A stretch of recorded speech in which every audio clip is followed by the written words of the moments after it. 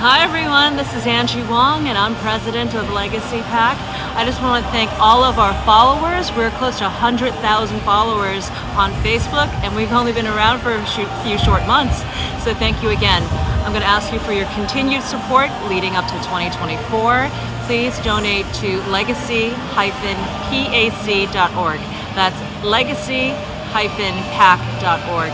Thank you, and we'll see you on the campaign trail.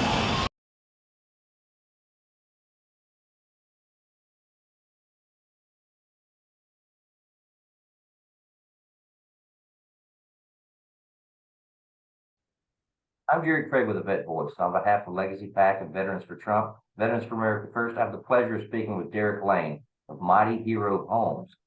His goal is to eradicate veteran homelessness, and he's located right here in the state of Georgia, out of McDonough, Georgia. And Derek, thank you for coming on the show. Talk to our guests about what you're up to and what your plans are, what your organization is looking to do, and the floor is yours. Great. Well, thanks for having me, Jared. I appreciate the opportunity to speak on our behalf. Mighty Hero Homes, as you had indicated, we exist to eradicate veteran homelessness. I think I'll just start probably with my name, Derek Layne. Thank you for introducing me. I came alongside Drew Walston, who's the founder, probably about 2 years ago now. Drew was, I've heard his story 1,000 times. Obviously, he's much better at telling the story of how the vision came together than I am. But essentially, about 4 years ago, the Lord spoke to his heart and said, "Hey, I want you to eradicate veteran homelessness." And Drew was in the throes of having a successful company, just was trying to make excuses as why not to do it. As we all know, you're going to lose arguments with the Lord. So he, after a couple years of negotiating, he finally said, "All right, let me look into this and see what's going on." And realized that there was no one, while there's great organizations doing a lot for the transitional housing side of the situation for veterans and for homeless veterans, there was nothing that seemed to be permanent where they could actually afford their home, move into, never have to move from. And so what Drew set out to do was to create what, if you go to our website at mightyherohomes.org, you will see the site plan where we're doing squadrons of homes. So it'll be 7 squadrons of 12 homes apiece. Surrounding a large park with a big 6,000 square foot community center where the wraparound service will be. And so what we're trying to do is modularly develop these homes to a point where, with a fairly modest income, they can purchase their home. As Maria Cuomo Cole had once indicated, that we need to help these veterans that fought for our right to have an American dream, for them to have the American dream of home ownership as well. And so that's really what we've tried to set out to do, to create an affordable and permanent home for these veterans that once they move into, they never have to move from. We want to build 450 bases of these, assuming that the VA number of the 33 to 37,000 homeless veterans is accurate. Some research has indicated that that number is 2 to 3 times higher than that. So we want to build until there are no more homeless veterans. I mean, we want to be able to hand the final key over to a homeless veteran and say that hopefully will be the last one. But we're also willing to work alongside all the other veteran communities out there that are building these villages for homeless veterans. We don't look at anybody as a competitor.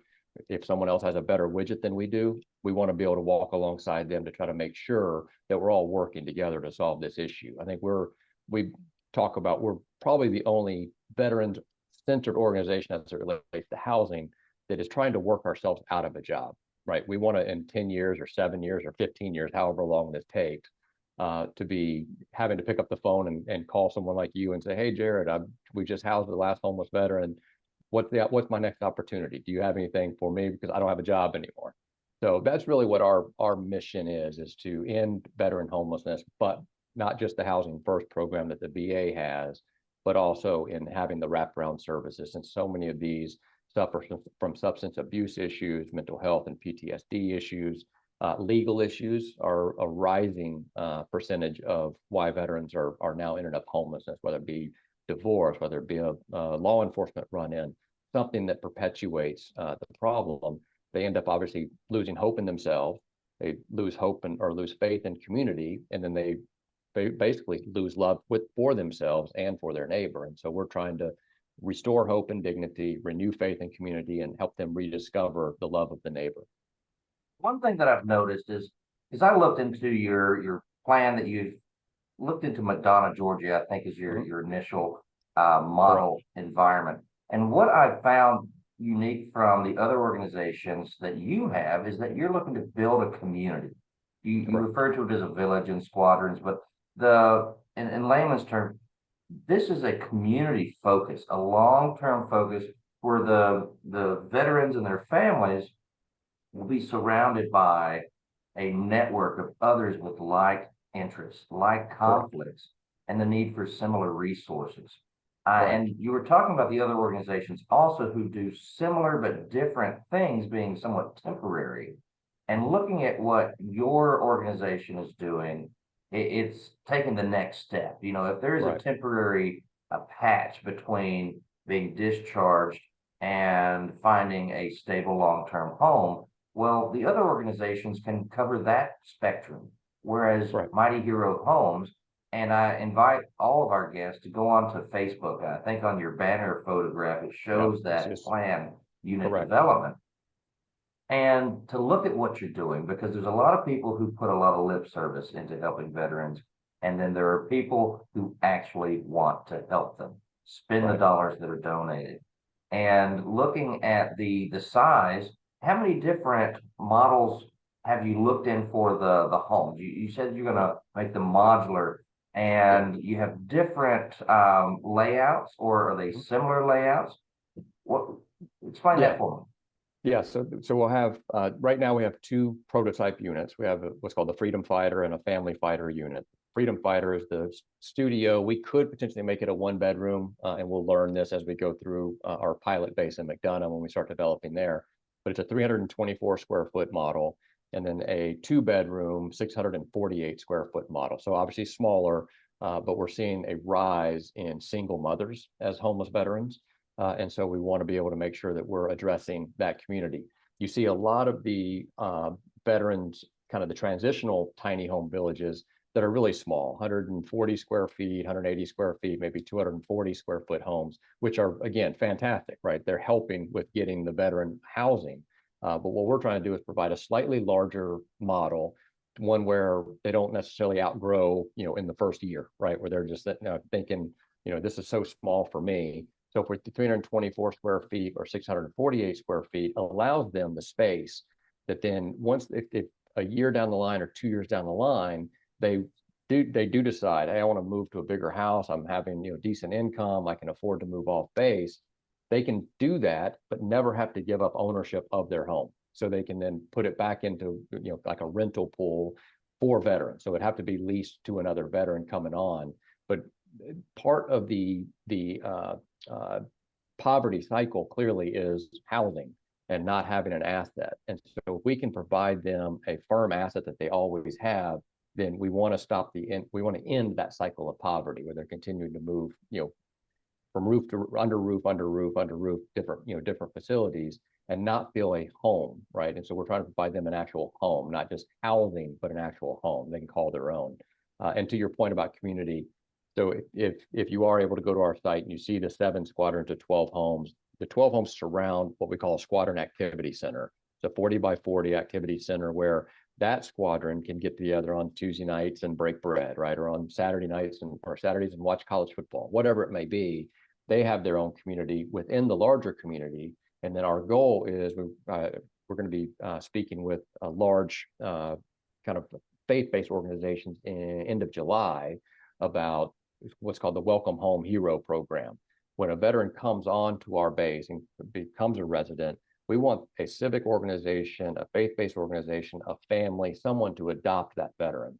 So that veteran knows that if they do run into something on a Wednesday night, they don't have a car, they're out of food, something that they need, they can call on somebody and they can say, hey, we'll be over, right? We'll help you, or meet us, we'll send you an Uber, we'll get you somewhere and meet. But they have somebody they can count on. And I think part of that loss of faith in community is that they don't necessarily trust their neighbors, right? And so if we can put them in with other veterans, they build that community there. And then if other people outside the community step up to say, hey, we'll take care of you and help you when you're in need, they restore that faith. Also, part of our fundraising campaign that we're going to be instituting, for everyone that donates $100 or more, they'll get their name on the community wall. So when you come into the main facility, you'll see first name and a last initial on a wall, and there'll probably be 2,300 names per base.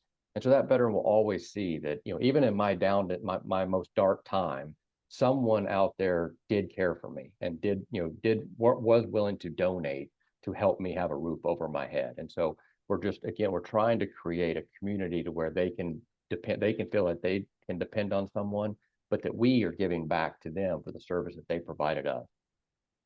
Well, I think the idea of community is lost in the United States, a lot larger picture here. But by Right. building a community for those that are, I would say, the most meritorious and deserving, we have the military who come out of active duty, and there is a window of time where they are not able to have access and resources for housing, for medical, for mental health.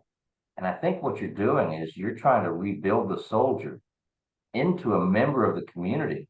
You're rebuilding the soldier, repurposing their interests, their abilities for civilian life. And I think that the big number that we all want to fight is the veteran suicide rate. We're seeing 22, if that number is even accurate, per day. That's higher. And you're talking about the value of the individual. The self-worth of the individual is going to be built by being a member of the community, taking advantage of these neighborhood resources and vocational rehabilitation and training, having a house, having a neighbor.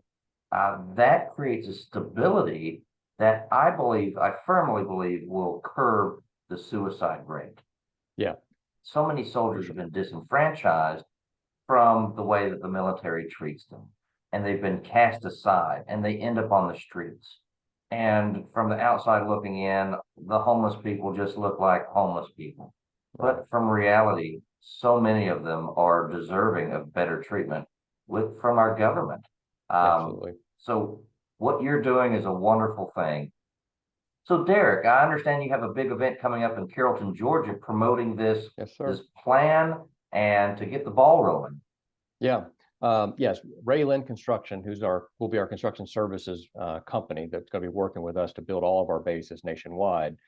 They have an annual fundraiser event, and they always have the proceeds benefit one particular 501c3. This year they selected us, so that is going to be on June 15th and 16th. It's a barbecue cook-off. So anyone that wants to participate in the cook-off will start on the 15th and get the grills ready and everything, cook overnight.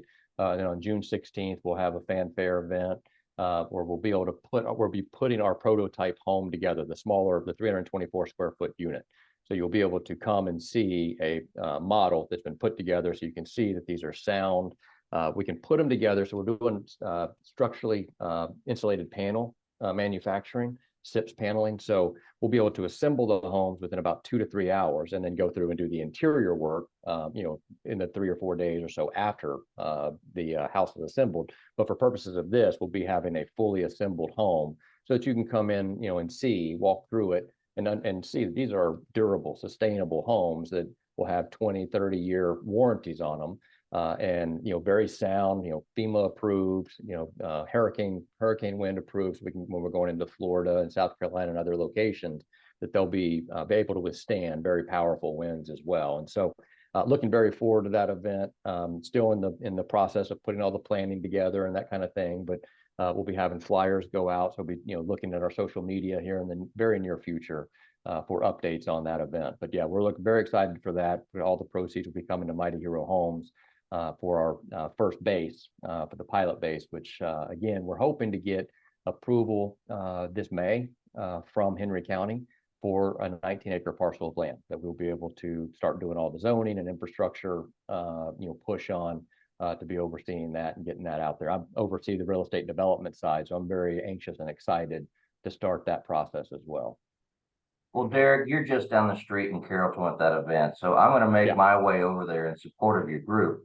And the other thing I wanted to remind all the people that may be interested in donating is this is a 501c3 nonprofit organization. Correct. So all donations are tied to a tax benefit. So Correct. you can feel good about helping, also while receiving a little bit of a benefit from taxes, and no one likes to pay any extra taxes. So this Right. is a tax deductible donation that could go to mightyheroeshomes.org. And I invite, well, how big of a facility is it out in Carrollton? If we invite 100 people, 1,000 people, could they Yeah, come to see what's going on? yeah, it's not too far from the city square at the Layne headquarters office building on Dixie Street. So they have a very large parking lot area, then I think it's a 2 or 3 story parking deck. And so there'll be ample room. So yeah, bring any and all that can make it. The more the merrier. We'll be having events with regards to or showcase events of watch. I don't know if you'd seen our LinkedIn post, but Balzell, which is an Australian-based luxury watch company, they're going to help auction off a couple of watches, hopefully at least one, but hopefully two. But they're very unique. They're the mil spec watch that they're going to be providing. That a common source of ours is actually being so kind to say that all watches that he sells of the mil spec, all proceeds will come to Mighty Hero Homes, but it's made by veterans here in the United States. And we're setting up to work with Balzell to, when we do break ground, have our own watch. It'll be a Mighty Hero Home watch that'll tell the unique stories. There'll be materials from the groundbreaking that they will put in the bezel of each watch to be sold. So it'll be unique to Mighty Hero Homes. That's something we're very excited about. Well, Derek, that sounds very cool about the watches, something unique that could tie everything together into something memorable that could last forever. Yeah. So, Derek, is there any other social media that you wanted to plug and drive people to your organization? Because I Yeah. really think that your organization needs to get the wind behind it. It needs some wind in the sails. You need to get some donations and maybe some volunteers or donation of supplies. So how could those that were interested in learning more, donating their time, donating their money, where would you drive them to? Where would you direct them to? Yeah, you can find us on LinkedIn under Mighty Hero Homes. We probably post there the most. We do have a Facebook page, Mighty Hero Homes, as well. On Instagram, we have Mighty Hero Homes, and on Twitter. So we cover all of the social media channels. Our most active, where we get the most feedback, seems to be on LinkedIn. And so, I would drive everybody there, and from there you'll see definitely most of our current updates also. So the Balzell watch, the Layne barbecue, some other things we have, other exciting announcements we have coming out. When we do finalize our marketing campaign for our $100 million fundraising campaign that I think is worth mentioning, that's an ambassador type program where if someone wants to be an ambassador to Mighty Hero Homes, they would donate $100 and say, I'm going to commit to getting 10 coworkers or 10 friends, 10 colleagues to donate $100 as well, to be able to get $1 million total $100 donation. So if we get 100,000 ambassadors to commit to that, then we can bring in $100 million, and then that can go to a matching program with a philanthropic group out of Texas that we can renew 3 times and get up to about $1.2 billion in total financing from them on philanthropic lending. And so we can house about 6,700 veterans and build about 80 bases with just that money. So that's going to be a very crucial campaign for us. It's a God-ordained campaign that we can't do on our own. So we're going to need everybody out there to rally behind us and be an ambassador and support this. But as we go to everybody and say, would you be willing to donate $100 to help a homeless veteran have a house? Every one of them have said yes.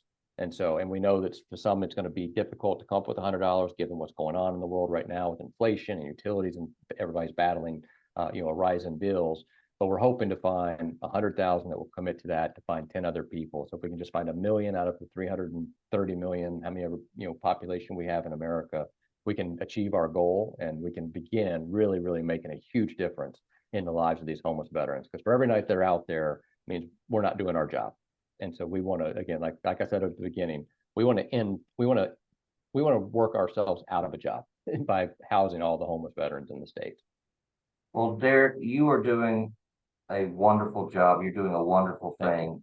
And I invite everybody to stand up with Derek Layne and support Mighty Hero Homes, and to look at the veterans. If you know a veteran, be an ear for the veteran. Talk to them, because I think you'll find that there are more people supporting veterans than any other bipartisan issue out there. Yeah. So thank you for coming on the show. Yeah, thank you I for having me. look forward to working alongside with you, to standing behind you and promoting your interests. And I look forward to a groundbreaking in McDonough. Yeah, hopefully sometime in the summer, 2023, we'll be doing that. So we'd love to have you down. All right. Thank you very much. Talk to you later. Thanks, Jared. I appreciate it. Thank you.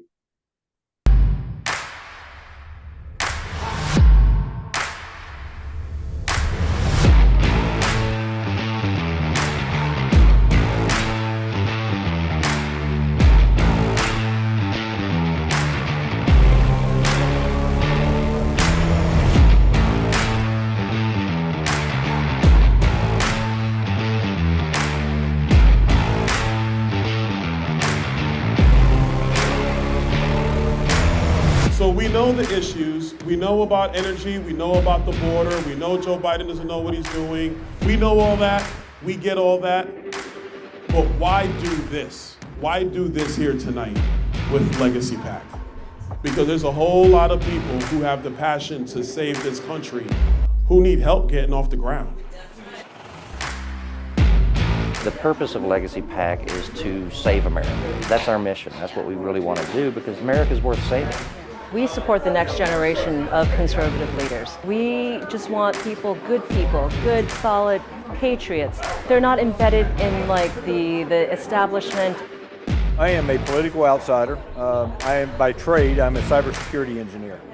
Okay, so this is my first run in politics. We need more conservative Republicans standing up and fighting for the Constitution. We're an America First PAC, and we want to promote and help our up-and-coming candidates, and we're going to be holding the line for President Trump.